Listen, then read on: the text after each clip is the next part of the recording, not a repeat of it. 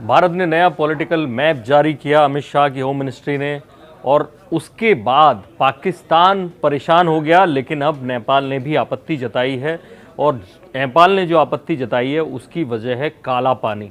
ये काला पानी वो सेलुलर जेल नहीं है अंडमान निकोबार की, जिसे आप जानते हैं। ये काला पानी एक जगह है, और मैप में आप देखेंगे कि कैसे वो काला पानी जो जगह है वो इतनी ज़रूरी जगह है, और ख़ास तौर पे मानसरोवर यात्रियों के लिए, जो कैलाश मानसरोवर यात्री जाते हैं, उसको लेकर नेपाल ने आपत्ति जताई है। नेपाल ने कहा है कि हम क्लियर हैं, स्पष्ट हैं कि काला पानी जो जगह है वो हमारे भूभाग में है, और इसको भारत ने गलत तरीके से दिखाया है। हम भारत के विदेश मंत्रालय से बात कर रहे हैं कि वो अपने मैप में सुधार करें। आखिर वो जगह क्या है और ये मामला क्या है, इसके लिए आप ये समझिए कि दो ज़िले एक ही नाम वाले जिम्मेदार हैं। एक धारचूला ज़िला है वो नेपाल में है, और सेम इसी नाम का ज़िला उत्तराखंड में है, इंडिया में है। और जो काला पानी की बात की जा रही है, भारत ने वो पिथौरागढ़ के नक्शे में शामिल किया है, और उसको धारचूला ज़िले का मानता है नेपाल। और ये दोनों ही धारचूला ज़िले, इंडिया के और नेपाल के, दोनों ही आप ये समझिए कि क्योंकि पासपोर्ट लगता नहीं है, दोनों ज़िलों में आप घुमाएंगे तो आपको पता नहीं चलेगा कि आप भारत से नेपाल में या नेपाल से भारत में आ गए, क्योंकि दोनों की कल्चर एक जैसी है।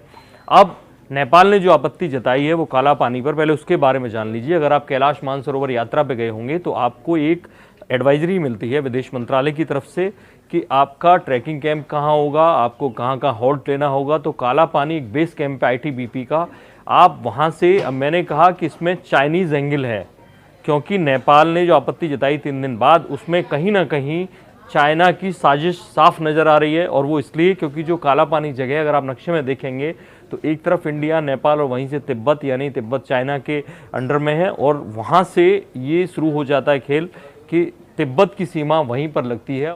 जो विदेश मंत्रालय कैलाश मानसरोवर के लिए आपको एडवाइजरी देता है, उसमें काला पानी के बारे में ख़ास तौर पे लिखा गया है कि यहाँ से आपको पासपोर्ट दिखाने की प्रक्रिया शुरू करनी होती है, और यहाँ से आप एक तरह से तिब्बत की टेरिटरी में, चीन की टेरिटरी में एंट्री करते हैं।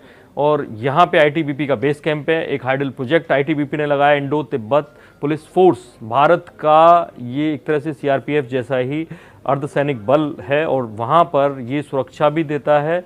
और इसके अलावा वहाँ पर उसने हाइडल प्रोजेक्ट लगाया है ताकि बेस कैंप को लाइट दी जा सके, बिजली दी जा सके। और वो बेस कैंप काला पानी जगह पर ही है, वहाँ पर ऐसी कोई आबादी नहीं है, पहाड़ी एरिया है, 3600 मीटर ऊपर है। और वहाँ के लिए आपको उसी रास्ते में, उसी पहाड़ पर एक एडवाइजरी और जारी की जाती है कि यहाँ पर जो महर्षि व्यास थे, उन्होंने यहाँ तपस्या की थी, तो उनकी केव भी है। तो जो श्रद्धालु, हिंदू श्रद्धालु हैं, वहाँ पर महर्षि व्यास की केव में भी जाते हैं, और वहाँ आईटीबीपी का झंडा लगा हुआ है। ऐसे में कौन एडमिनिस्ट्रेट करता है इसको, क्योंकि नेपाल और भारत की सीमा पर कुछ इस तरह का नहीं है कि आपको पासपोर्ट लेना पड़े, इसलिए इस जगह को लेकर ऐसा कोई विवाद हुआ नहीं था। वो एक तरह से आईटीबीपी के ही संरक्षण में था, और वहीं से कैलाश मानसरोवर के लिए बेस कैंप संचालित हो रहा था।